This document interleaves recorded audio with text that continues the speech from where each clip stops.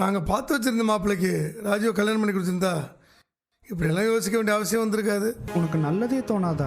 ராஜு ஒரு கேடு கட்ட அந்த நாடகம் குடும்பத்தில் கல்யாணம் பண்ணிட்டு போயிட்டு நடக்கிறதுல எது உண்மை எது நாடகம்னு ஒன்றுமே புரிஞ்சுக்க முடியல. தம்பி, குழந்தை விஷயத்தெல்லாம் பொய் சொல்லுவாங்கன்னு எனக்கு தோணல தம்பி. என்னமோ ஒரு சந்தேகம் வந்திருக்கு, அது இல்லைன்னு டாக்டர் சொல்லிட்டாங்க, அவ்வளவுதான். அதோட நாம விட்டுறலாம். பொய் சொன்னாங்களா உண்மை சொன்னாங்களான்னெல்லாம் இத பெரிய விஷயமா எடுத்துக்கிட்டு யோசிச்சுட்டு இருக்க வேண்டாம்.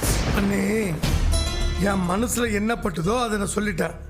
இதை கணக்கில் எடுக்கிறதும் எடுக்காததும் உங்க விருப்பம்.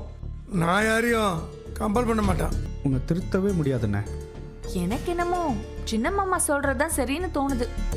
நீ என்ன, நீ கொஞ்சம் அமைதியா இருக்கியாமா? இருக்கிற குழப்பத்துல நீ வேற கருத்து சொல்லிக்கிட்டு இருக்காத. வயிற்றுல குழந்தை இல்லைன்னா அது வேற கதை. குழந்தை இருந்து அதை கலைக்கிற மாதிரி முடிவு பண்ணியிருந்தாங்கன்னா அது தப்பு இல்லையா? அதை நடக்க விடக்கூடாது. கண்டிப்பா அந்த மாதிரி செய்யறதுக்கெல்லாம் வாய்ப்பே இல்லை. அப்படி சொல்லு ஆத்தா. போலீஸ் வேலை தான் கதருக்கும் ராஜிக்கும் முக்கியம். அதை பத்தி தான் அவங்க யோசிப்பாங்க, வேற எதை பத்தியும் அவங்க யோசிக்கவே மாட்டாங்க. ஐய, இது என்ன உன் கற்பனை எல்லாம் மீறி போய்கிட்டே இருக்க? தயவு செஞ்சு கொஞ்சம் அமைதியா இரு ஆத்தா. அண்ணன் தான் ஏதோ பேசுதுன்னா நீயும் ஏங்க? பேசாம இரு. பழனி, அண்ணா சொல்லுண்ணே. சந்தேகம்னு ஒன்று வந்துருச்சு, அதை அப்படியே விட்டுற வேணாம், தெளிவுபடுத்திக்கலாம். தெளிவுபடுத்துறதுன்னா எப்படிண்ணே? நீ போய் கதிரையும் ராஜையும் கூட்டு வா, அவங்கள்ட்ட நேராவே கேட்டுடலாம். கதிரே. என்ன மாமா, அடுத்து நான் ஏதாவது வாங்கிட்டு வந்தேனான்னு பார்க்க வந்தீங்களா? நல்லா பாருங்க மாமா, என் கையில இல்ல, பாக்கெட்ல இல்ல, எங்கேயுமே இல்ல, ஒண்ணுமே இல்ல. ஐயோ மாப்பிள்ள, நான் அப்படியெல்லாம் செக் பண்றதுக்காக வரல. உன் மாமனாரு உங்க 2 பேரையும் கூட்டிட்டு வர சொன்னாரு. எங்களையா? எதுக்கு? அது தெரியலப்பா, வாங்க போவோம். உடனே வர சொன்னாங்களா? ஆமாப்பா, கையோட கூட்டிட்டு வர சொன்னாரு. வாங்க வாங்கப்பா. அண்ணே கூட்டிட்டு வந்துட்டேன். வாமா ராஜி, வா கதிரை. வாங்க தம்பி, வா ராஜி. உட்காருங்க. அப்பா, எதுக்குப்பா எங்களை வர சொன்னீங்க? அடுத்து இன்னொரு பரீட்சை இருக்குல்ல?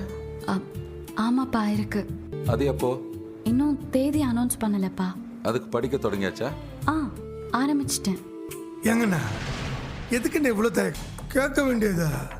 நறுக்குன்னு தாங்க வச்ச மாதிரி கேட்ட வேண்டியதானே? அடுத்தடுத்து பரீட்சையெல்லாம் வருது, நீ வேற ஐபிஎஸ் ஆகியே தீரணுங்கிற முடிவோட இருக்க. உன்னை விட கதிர் அந்த முடிவுல தீவிரமா இருக்கான். படிப்பு வேலையெல்லாம் யோசிச்சு நீங்க குழந்தை வேண்டாங்கிற முடிவில் இருக்கீங்களோன்னு உங்க சித்தப்பாக்கு ஒரு சின்ன சந்தேகம். நீ பிரெக்னண்டா இருந்து டாக்டர் கிட்ட சொல்லி அப்படிலாம் இல்லைன்னு சொல்ல சொன்னியா? அப்புறமா வயித்துல வளர்ற குழந்தைய அபார்ஷன் பண்ணிடலான்னு ஏதாவது எண்ணத்துல இருக்கு? அப்படிலாம் ஒண்ணும் இல்லைங்க. எதுவா இருந்தாலும் உண்மையை சொல்லுங்க. அப்பா அப்படிலாம் இல்லப்பா. நான் தான் சொன்னேன்லப்பா முத்து, அப்படிலாம் எதுவுமே இருக்காதுன்னு. தேவையில்லாம பிள்ளைங்களை வரவழைச்சு உங்க சந்தேகத்தெல்லாம் இப்படி கேட்டுட்டு இருக்காதீங்க. உண்மையை தானே சொல்றீங்க 2 பேரும்? உண்மையா தான் சொல்றோம். ராஜியோட பரீட்சை, ராஜியோட வேலை எல்லாமே எங்களுக்கு முக்கியம் தான். பிரெக்னண்டா இருப்பாளோன்னு ராஜி சந்தேகப்பட்டது கூட எனக்கும் ஷாக் தான். இப்ப இருக்கிற சூழ்நிலையில குழந்தை வேண்டான்னு யோசிச்சேன்.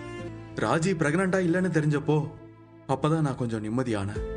அதெல்லாம் ஒரு பக்கம் இருந்தாலும் ராஜி பிரெக்னண்டா இருந்தா அந்த குழந்தைய அபார்ஷன் பண்ற அளவுக்குலாம் நான் யோசிக்க மாட்டேன்.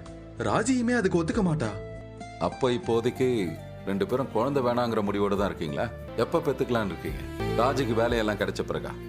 முதல்ல வேலை கிடைக்கட்டுமே, கொஞ்ச நாள் வேலை பார்க்கட்டும், அதுக்கப்புறமா கண்டிப்பா யோசிக்கலாம். அதான். உங்க தனிப்பட்ட முடிவுல எல்லாம் நான் தலையிடக்கூடாதுதான். ஆனாலும் சொல்றேன், என் உடம்பு இருக்கிற நிலைமை என்னன்னு உங்களுக்கே நல்லா தெரியும். எப்ப வேணாலும் எனக்கு ஏதாவது ஆகலாம். அப்பா என்னப்பா? முத்து, இப்படிலாம் ஏதோ அபசகுணமா பேசாதப்பா. எனக்கு தோன்றதை நான் சொல்றேம்மா. என்னங்க இது, உங்களுக்கு ஏன் இப்படி எல்லாம் தோணுது? உங்க உடம்புக்கு ஏதாவது பண்ணுதா? அது எதுவும் என்கிட்ட சொல்லாம இருக்கீங்களா? அப்படியெல்லாம் இல்லை.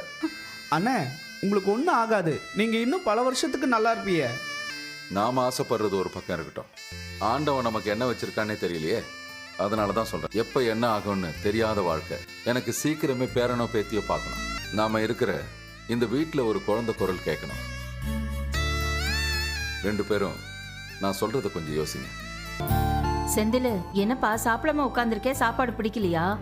இவன் பிடிக்கலன்னு சொன்னா என்ன செய்ய போற? இவனுக்கு எதுவும் தனியாக சமைச்சு போட போறியா? சாப்பாடுலாம் நல்லாத்தையும் இருக்கு, எல்லாரும் சாப்பிட்றத இவனும் சாப்பிட்டு போறியா? ஏங்க அண்ணன் ராஜியையும் கதிரையும் கூப்பிட்டு பேசினாரு. ஓ, என்ன சொன்னாரா அவரு? இல்ல குழந்தை விஷயம் இப்படி ஆனதுக்கு ரொம்ப வருத்தப்பட்டாராம். கோமதி, நடக்க வேண்டிய விஷயமெல்லாம் காலகாலத்தில் நல்லபடியாக நடக்கும். அதுக்கு நம்ம வருத்தப்படுறதுல ஒரு பிரயோஜனம் கிடையாது. இல்லை, கொஞ்சம் அள்ளித்தான் சாப்பிட்டேன்னா நீ என்னடா கோழி கணக்கா கொத்தி கொத்தி திண்டுக்கிருக்க? சாப்பிட்றேன்ப்பா, சாப்பிட்றேன். கோமதி, சரவணனுக்கு இன்னும் 2 இட்லி வை. அப்பா நான் சாப்பிட்டுட்டே வாங்கிக்கிறேன்ப்பா. ஆட சாப்பிட்றா, நீ வைப்பா. போதுமா? நல்லா சாப்பிட்டு போலங்கடா. ஏன்டா? ம். ஏப்பா ரிச்சி, அந்த பையன் கார்த்திகை உனக்கு தெரியுமா? எந்த கார்த்திப்பா? அதேப்பா, இந்த சிறுதானியா அது இது முட்டாயி காய்கறி ஊற்றி தீருவானே. தெரியும்பா. ம். ஏப்பா, அவன் உன்கிட்ட வந்து எதுவும் பேசுனானா? ஏங்க யாருங்க? யார் அந்த பையன்? அதான் சொன்னேன்ல கோமதி, நம்ம கடையில் வச்சு அவன் முட்டையெல்லாம் விற்கணும் முடியாது. ஓ ஆமா ஆமா, அன்னைக்கு அரசி கூட அவங்க கிட்ட இருந்து ஏதோ ஸ்வீட் வாங்கிட்டு வந்து கொடுத்தாங்க, ரொம்ப நல்லா இருந்துச்சு. ஏன் அந்த பையனுக்கு என்னங்க? அந்த பயலுக்கு நம்ம அரிசியை பிடிச்சிருக்கோம். என்னங்க சொல்றீங்க? அவனுக்கு எதுக்குங்க அரிசியை பிடிக்கணும்? அவன் எப்படி திடுதிப்புன்னு வந்து அரிசியை பிடிக்குதுன்னு சொல்வான்? ஏய் ஏண்டி, நீ அவன்கிட்ட ஏதாவது பேசிட்டு இருக்கியா? சொல்லு. ஏய் ஒரு பதட்டப்படாத. அந்த பயலுக்கு அரிசியை பிடிச்சிருக்கான். அரிசியை கல்யாணம் பண்ணிக்கிற ஆசைப்படுறோம்னு அதை அரைச்சிக்கிட்டே நேரடியாக பார்த்து சொல்லியிருக்கான். நீ என்னடி சொன்ன? கோமதி, சும்மா பதட்டப்படாத. அரைச்சிக்கிட்டு அந்த பையன் வந்து சொன்ன உடனே அரைச்சி எங்கள் அப்பாட்ட பேசிக்கங்கன்னு சொல்லி அனுப்பிச்சிருக்கு. அதுக்கப்புறம் நம்ம கடையில் வந்து என்னை நேரடியாக பார்த்து உங்கள் பொண்ணை கட்டி தரீங்களான்னு கேட்குறேன். அதுக்கு நீங்க என்ன மாமா சொன்னீங்க?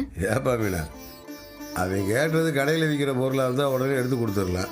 இது பொண்ணு விஷயம் இல்லையா, யோசிச்சு சொல்கிறேன்னு தான் சொல்லி அனுப்பிச்சேன். ஏங்க அவன் குடும்பம்லாம் எப்படி? அவன் நல்ல பையனா படிச்ச பையனா என்ன ஏதுன்னு நமக்கு எப்படிங்க தெரியும்? நல்ல படித்த பையன்தாம்மா. அவன் குடும்பத்தை பற்றி அப்பா விசாரிக்க சொல்லியிருக்காரு. நான் விசாரிக்கிறேன். அண்ணா, நான் அந்த பையனை பார்த்துருக்கேனா? எனக்கு அவனை தெரியுமாண்ணே? இல்லை கதிரு, நீ கடைக்கு வரும்போது அவன் வந்த மாதிரி எனக்கு ஞாபகம் இல்லை. நம்ம ஊர் தானா? ஆ, நம்ம ஊர் தான். ஆனால் வெளியூரில் படித்து அங்கேயே வேலை பார்த்து இப்போ திரும்ப நம்ம ஊருக்கு வந்து இங்கேயே செட்டில் ஆகிற முடிவில் இருக்கான். பார்க்க எப்படி இருப்பார் மாமா? நம்ம அரசுக்கு ஏற்ற மாதிரி இருப்பாரா? அந்த அளவுக்குலாம் என்ன யோசிக்கலப்பா. ஏப்பா அரிசி, உனக்கு அந்த பையனை பிடிச்சிருக்கா? ஏன்பா கேக்குறீங்க? இல்லைப்பா, அந்த பையன் சொன்ன விஷயத்தை பற்றி யோசிக்கணும்னா உன் விருப்பத்தை பற்றி தெரிஞ்சுக்கணும்ல. அதான் அரிசி, உனக்கு பிடிச்சிருந்தா மட்டும்தான் உன் கல்யாண விஷயத்தை பற்றி அப்பா யோசிப்பேன். என் கல்யாண விஷயத்துல எனக்குன்னு எந்த முடிவும் இல்லப்பா. நீங்க என்ன முடிவெடுத்தாலும் நான் அதுக்கு சம்மதிப்பேன்ப்பா. ம், அதெல்லாம் சரிதான்ப்பா. இருந்தாலும் உனக்கு பிடிக்காத ஒரு பையனை கல்யாணம் பண்ணிக்கிட்டு நான் சொல்ல முடியாதுல்ல. எனக்கு பிடிக்காத விஷயம்லாம் நீங்க பண்ணவே மாட்டியப்பா. நீங்க என்ன முடிவெடுத்தாலும் எனக்கு ஓகே தான். என்கிட்ட கேட்கணும்னு கூட அவசியம் இல்லை. சரிப்பா, சாப்பிடு. அரசி கார்த்திகேயன் பேர் பொறுத்தெல்லாம் நல்லதா இருக்குல்ல? சூப்பரா இருக்கு. அந்த பையன் பார்க்க எப்படி இருப்பான்? அக்கா, அதென்ன பையன் அவன் இவன்லாம் சொல்லிட்டு இருக்கீங்க? இந்த வீட்டுக்கு மருமகனா வரப்போற வாய்ப்பு இருக்கு அவருக்கு. மரியாதையா பேசுங்க. நாமளும் இந்த வீட்டுக்கு மருமகளா வந்தவங்க தானே. எப்படி பார்த்தாலும் இவளை கட்டிக்க போறவன் எனக்கு தம்பி முறை தான் வேணும். அதனால நான் அவன் இவன் சொல்லலாம், தப்பில்ல. நீ சொல்ல அரசிமா, அவன் எப்படி இருப்பான்? எப்படி இருப்பான்னு கேட்டா மனுஷன் மாதிரி தான் இருப்பா. அடடடடடா, நல்ல விளக்கம். உனக்கு அந்த பையனை பிடிச்சிருக்கா இல்லையா? 5-6 தடவை வழியில பார்த்து பேசியிருக்கேன், அம்பிடுதேன். மத்தபடி பிடிச்சிருக்கா இல்லையான்னு கேட்டா நான் என்ன சொல்றது? பிடிச்சிருக்குன்னா பிடிச்சிருக்குன்னு சொல்லு, பிடிக்கலன்னா இல்லைன்னு சொல்லிடு. Very simple. இவளுக்கு பிடிச்சிருக்கு, அதனாலதான் அவரோட ஸ்வீட்ஸ் எல்லாம் கடையில வச்சு விற்கிறதுக்கு ரெக்கமெண்ட் பண்ணிருக்கா. இல்ல நீ கரெக்ட். நம்ம கூட கொடுத்தால அப்பயே நான் யோசிச்சேன். அண்ணி, அத பிடிச்சதாலலாம் நான் பண்ணல. திரும்ப திரும்ப கேட்டுட்டே இருந்தான்னு நான் அண்ணன் கிட்ட ரெக்கமெண்ட் பண்ணேன். அப்போ திரும்ப திரும்ப கேட்டாருன்னா அவரை நீ கல்யாணம் பண்ணவும் சம்மதம்னு சொல்லிடுவியா? ஏய் என்னடி 3 பேரும் சேர்ந்து என்ன ரகசியம் பேசிட்டு இருக்கிய? ஒன்னும் இல்ல அத்தை, கார்த்திகேயனை பத்தி இவகிட்ட விசாரிச்சுட்டு இருந்தோம். ஏண்டி, கார்த்திகேயன் வந்து உன்னை பிடிச்சிருக்குன்னு சொல்லியிருக்கான். உன்னை கல்யாணம் பண்ண ஆசைப்படுறதா சொல்லியிருக்கான். எம்பிட்டு பெரிய விஷயம் அது. அதை ஏண்டி என்கிட்ட சொல்லாம விட்ட? அத்தை, நம்ம கிட்ட சொல்லலைன்னா என்ன, அந்த பையன் கிட்ட அப்பா கிட்ட போய் பேசுங்கன்னு சொல்லியிருக்காளே, அதானத்த முக்கியம். அரசிமா, நிஜமாவே உன் மனசுல உள்ளதை சொல்லு. உன் கல்யாணத்தை பத்தி உனக்கு எந்த கருத்துமே இல்லையா? இருந்துச்சு அண்ணி, ஒரு காலத்துல இருந்துச்சு. யார கல்யாணம் பண்ணணுங்கிற வரைக்கும் நான் முடிவெல்லாம் பண்ணி இருந்தேன். அந்த முடிவு தப்பா போனதும், அதனால நம்ம குடும்பம் அவமானப்பட்டதும் உங்களுக்கே நல்லா தெரியும். அப்ப நான் முடிவு பண்ணத என் விஷயத்துல நான் எந்த ஒரு முடிவும் எடுக்க கூடாதுன்னு. எனக்கு இப்போதைக்கு இருக்கிற ஒரே ஆசை நல்லா படிக்கணும், நல்ல வேலைக்கு போகணும், அம்புட்டுதான்.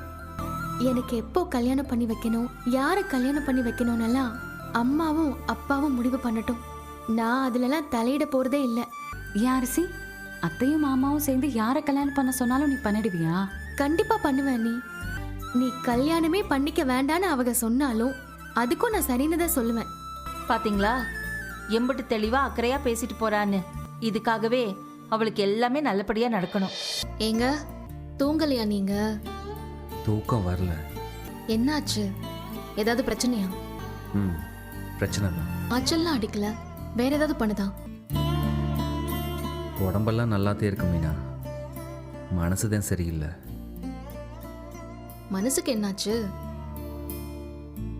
சாப்பிடும்போது கூட கவனிச்சேன், சரியாவே சாப்பிடலையே. என்னாச்சுங்க? அது ஆபீஸ்ல ஒரு பிரச்சனை. ஆபீஸ்ல என்ன பிரச்சனை? மறுபடியும் லஞ்சம் ஏதாவது வாங்கிட்டீங்களா? ஏங்க, நீங்களாம் அடங்கவே மாட்டீங்களாங்க? ஏய் ஏய் ஏய், இரு மீனா, இரு, டென்ஷன் ஆகாத. லஞ்சம் வாங்குறத பத்தி நான் யோசிக்கிற நிலைமையில இல்ல மீனா. பின் ஆபீஸ்ல என்னதான் பிரச்சனை சொல்லுங்க, எனக்கு படபடன்னு வருது. அது என்னோட வேலை போறதுக்கான வாய்ப்பு இருக்குன்னு நினைக்கிறேன். இல்ல, என்னோட வேலையே இல்லாம போறதுக்கு வாய்ப்பு இருக்குன்னு சொன்னேன். எதனால? அது நான் லஞ்சம் வாங்கினது தெரியலனா கூட லஞ்சம் வாங்கினவங்க விஷயத்துல என் பேரையும் சேர்த்துருக்காங்க. மேனேஜர் அட்டெண்டர் கிட்ட விசாரிச்சதுல அதுல எனக்கும் பங்கு இருக்குன்னு அவங்க சொல்லியிருக்காங்க போல. இதுக்கு தான் நான் ஆரம்பத்திலேயே சொன்னேன், தப்பான வழியில பணத்தை சம்பாதிச்சா அது ஒரு பெரிய பிரச்சனையில கொண்டு போய் விடும்னு. தோ இப்ப நடுராத்திரில எந்திரிச்சு உட்கார்ந்துருக்கேளே, சொன்னா கேட்டா தானே? இஷ்டத்துக்கு எல்லாத்தையும் பண்ணிட்டு இருந்தீங்க, அந்த பணத்தை வச்சு தாம் தம்னு செலவு பண்ணிட்டு இருந்தீங்க, இப்ப அனுபவிச்சுட்டு இருக்கிய. திட்டாத மீனா, நான் தப்பு பண்ணேன் தான். ஆனா இப்போ எந்த தப்பும் பண்றது இல்லைல்ல. பண்ண தப்புக்கும் பிராயச்சித்தம் பண்ணிட்டேன். ஆனா எல்லாத்தையும் மீறி ஏதாவது பெருசா நடந்துருமோன்னு ஒரு பயம் இருந்துகிட்டே இருக்கு.